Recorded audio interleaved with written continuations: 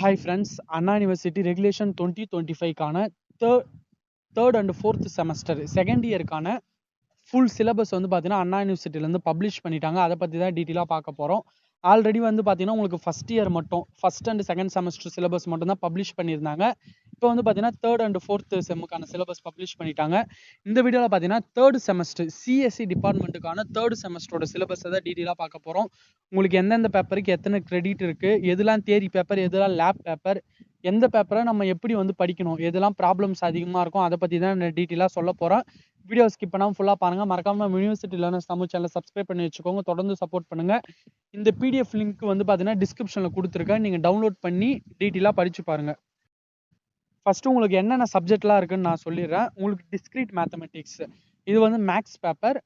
இந்த பேப்பர் பொறுத்த வரைக்கும் பார்த்தீங்கன்னா தேரி ப்ளஸ் ப்ராப்ளம்னே சொல்லலாம். உங்களுக்கு வந்து பார்த்தீங்கன்னா தேரம் இந்த பேப்பரில் நிறைய வரும். தேரம் வந்து பார்த்தீங்கன்னா படிக்கிற மாதிரி இருக்கும்.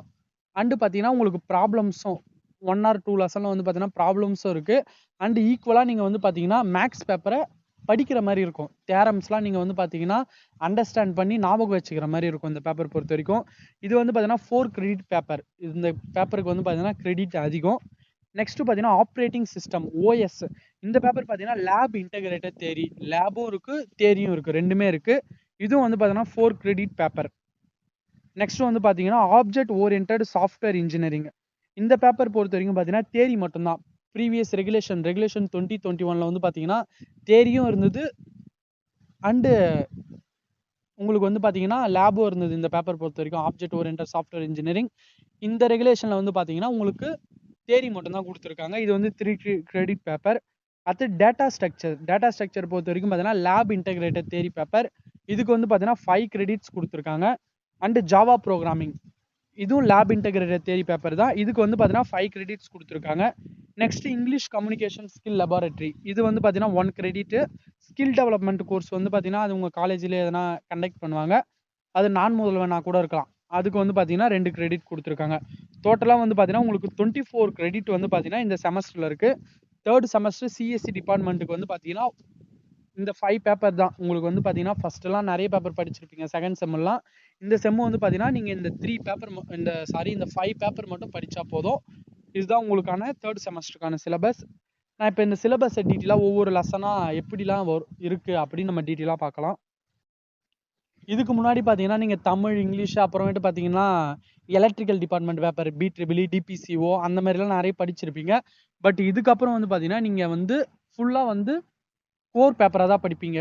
கம்ப்யூட்டர் சயின்ஸ் ரிலேட்டடாக படிப்பீங்க. இப்போ மெக்கானிக்கல் இன்ஜினியரிங்னா மெக்கானிக்கல் இன்ஜினியரிங் அண்ட் எலக்ட்ரிக்கல், இந்த மாதிரி கோர் பேப்பராக தான் படிப்பீங்க. இதுக்கப்புறம் பார்த்தீங்கன்னா வேறு டிபார்ட்மெண்ட் பேப்பர்லாம் அதிகமாக படிக்க மாட்டீங்க. ஃபஸ்ட்டு பார்த்தீங்கன்னா டிஸ்கிரீட் மேத்தமெட்டிக்ஸ். இந்த பேப்பர் பொறுத்த வரைக்கும் பார்த்தீங்கன்னா நீங்கள் வந்து கடைசி நேரத்தில் உங்களால் இந்த பேப்பரை கன்ஃபார்ம் படிக்க முடியாது. ஏன்னா இது ப்ராப்ளம்ஸாக வராது. இப்போ இதில் பார்த்தீங்கன்னா ஃபர்ஸ்ட் லெசன் செட் தேரி ரிலேஷன் ஃபங்க்ஷன். இப்போ இது பார்த்தீங்கன்னா ஓரளவு ப்ராப்ளம்ஸாக இருக்கும். இதெல்லாம் புரிஞ்சிருக்கிற மாதிரி இருக்கும். ஏன்னா ஒவ்வொரு ப்ராப்ளம் வந்து பார்த்தீங்கன்னா ஒவ்வொரு மாதிரி இருக்கும். அண்டர்ஸ்டாண்டிங் பண்ணி போடுற மாதிரி தான் இருக்கும். அண்டு செகண்ட் லெசன் பார்த்தீங்கன்னா logic. And third lesson Boolean algebra and lattice theory. 4வது வந்து பார்த்தீங்கன்னா கிராஃப் தேரி. இந்த தேர்ட் லெசன் அண்ட் ஃபோர்த் லெசனில் வந்து பார்த்தீங்கன்னா நிறைய தேரம் இருக்கும். நீங்கள் நிறைய தேரம் வந்து பார்த்தீங்கன்னா மெமரைஸ் பண்ணுற மாதிரி இருக்கும். அதனால் இந்த பேப்பர் பொறுத்த வரைக்கும் பார்த்தீங்கன்னா நீங்கள் சைட் பை சைடு உங்கள் காலேஜில் டெஸ்ட் வைக்கிறப்பயே வந்து பார்த்தீங்கன்னா ப்ரீவியஸ் ரெகுலேஷன்லேயும் இந்த பேப்பர் இருந்தது. அப்போ அதில் இருக்க தேரம்ஸ்லாம் படிச்சிருங்க. நம்ம சேனல்லையும் வந்து பார்த்தீங்கன்னா இம்பார்ட்டன்ட் கொஷின்ஸ் எல்லாமே அப்லோட் பண்ணுவோம். அது உங்களுக்கு ரொம்ப ஹெல்ப்ஃபுல்லாக இருக்கும். தொடர்ந்து சப்போர்ட் பண்ணுங்கள்.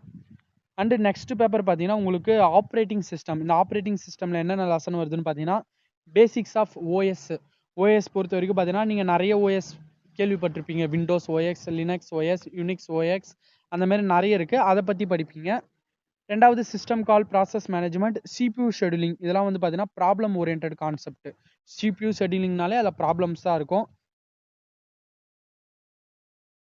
இந்த மாதிரி டாபிக்ஸ்லாம் இதில் வந்து பார்த்தீங்கன்னா கவர் ஆகும்.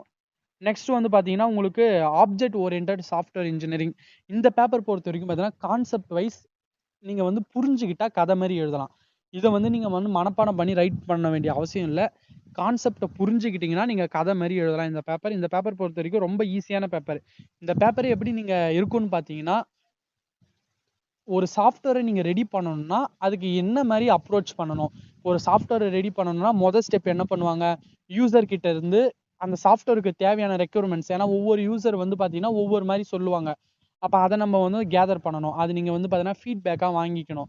அதுக்கப்புறம் பார்த்தீங்கன்னா அதுக்கு ஒரு டிசைன் பண்ணணும். யூஐ யூஎக்ஸ் கேள்விப்பட்டிருப்பீங்க. அந்த டிசைன் பண்ணிவிட்டு நெக்ஸ்ட் வந்து பார்த்தீங்கன்னா அதை டெவலப்மெண்ட் டீம் கிட்ட கொடுத்து அதை டெவலப் பண்ணணும். அப்புறம் டெஸ்ட் பண்ணி பார்க்கணும்.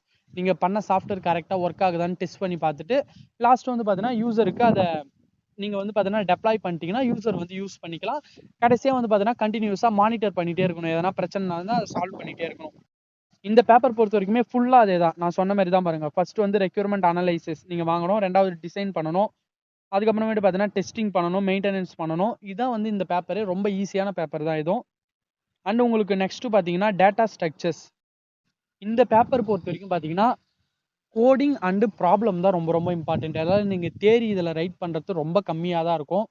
இந்த பேப்பர் ஒவ்வொரு கொஷின் ரைட் பண்ணுறப்பையும் அல்காரிதம் படிச்சிருப்பீங்க. ஒரு கோடுனா ஃபுல்லாக எழுதாமல் அதோடைய மெயின் ஃபங்க்ஷனை மட்டும் ரைட் பண்ணுவீங்க. அந்த மாதிரி ஒவ்வொரு கொஷினுக்குமே வந்து பார்த்தீங்கன்னா நீங்கள் அந்த மாதிரி மெயின் ஃபங்க்ஷன்ஸ் ரைட் பண்ணணும். அண்டு வந்து பார்த்தீங்கன்னா எல்லாத்துக்குமே எக்ஸாம்பிள் கம்ப்யூட்டரில் பொறுத்த வரைக்கும் உங்களுக்கு சிஎஸ்சியில் பொறுத்த வரைக்கும் பார்த்தீங்கன்னா இந்த மாதிரி டேட்டா ஸ்ட்ரக்சர்ஸ்லாம் வந்து பார்த்தீங்கன்னா நிறைய ப்ராப்ளம்ஸ் இருக்கும்.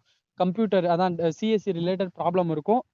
இதில் வந்து நிறைய ப்ராப்ளம்ஸ் இருக்குது. எல்லாமே சிம்பிளாக தான் இருக்கும். ரொம்ப சிம்பிளான பேப்பர். நீங்கள் வந்து பார்த்தீங்கன்னா ப்ராப்ளம்ஸ் மட்டும் நீங்கள் கான்சன்ட்ரேட் பண்ணாலே இந்த பேப்பர் ஈஸியாக பாஸ் ஆகிடலாம். வெரி ஈஸியான பேப்பர் தான் இது. சிலபஸும் பார்த்தீங்கன்னா உங்களுக்கு கம்மி தான். இதில் linear data structure, stack and queue அந்த மாதிரி 5 லெசன்ஸ் தான் இருக்குது. இதில் வந்து பார்த்தீங்கன்னா ரொம்ப ஈஸியான பேப்பர் தான் இது. நெக்ஸ்ட் வந்து பார்த்தீங்கன்னா ஜாவா ப்ரோக்ராமிங். ஜாவா ப்ரோக்ராமிங் பொறுத்த வரைக்கும் நீங்கள் ஆல்ரெடி நீங்கள் ஜாவா ப்ரோக்ராமிங் படிச்சிருப்பீங்க, கேள்விப்பட்டிருப்பீங்க. அந்த ஜாவா ப்ரோக்ராமிங்கை டீட்டெயிலாக படிக்கிறீங்க. ஓகே ஃப்ரெண்ட்ஸ், இதுதான் உங்களுக்கான சிலபஸ். நான் சொன்னது வந்து பார்த்தீங்கன்னா ஓவர் வியூவாக சொல்லியிருப்பேன். நீங்கள் டீட்டெயிலாக டவுன்லோட் பண்ணி படித்து பார்த்தீங்கன்னா உங்களுக்கு அதில் வந்து கன்ஃபார்ம் ஐடியா கிடைக்கும். அண்டு சிலபஸை வந்து ஃபஸ்ட்டு படிச்சிங்கன்னா அதுலேருந்தே உங்களுக்கு வந்து பார்த்தீங்கன்னா ஒரு தெளிவு கிடைக்கும்.